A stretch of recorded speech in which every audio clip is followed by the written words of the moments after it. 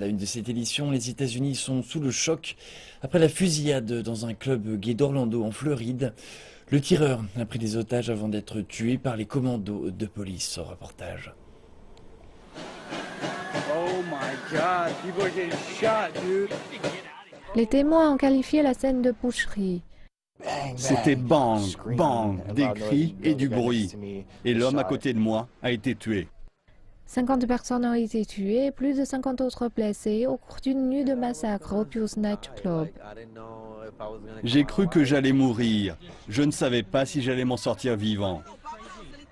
Des dizaines de personnes ont été retenues en otage dans le club pendant 3 heures, jusqu'à l'entrée d'une équipe d'intervention de la police. Le suspect a été tué lors de l'assaut de la police. Les enquêteurs affirment que le preneur d'otage était Omer Mateen, 29 ans, que le FBI a qualifié de terroriste local. Il aurait été entendu par le FBI en 2013 et une nouvelle fois en 2014 en raison de possibles liens terroristes. Il a été signalé que Mateen a passé des appels à la police le matin, dans lesquels il a fait part de son allégeance au leader du groupe État islamique. Il aurait également mentionné lors de l'appel passé juste avant l'attaque et l'attentat du marathon de Boston. L'enquête se poursuit dans ce club qui est très populaire à Orlando.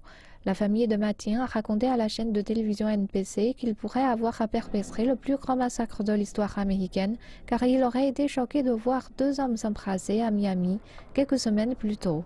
Les enquêteurs cherchent à savoir comment et pourquoi tout cela s'est produit et en parallèle doivent continuer à identifier les victimes. Pulse reste une scène de crime active et la police travaille sur la scène aussi efficacement et rapidement que possible, tout en étant respectueuse des restes des victimes. Le club est devenu un symbole. L'attaque d'un Américain, quelle que soit sa race, son ethnie, sa religion ou sa préférence sexuelle, est une attaque contre nous tous.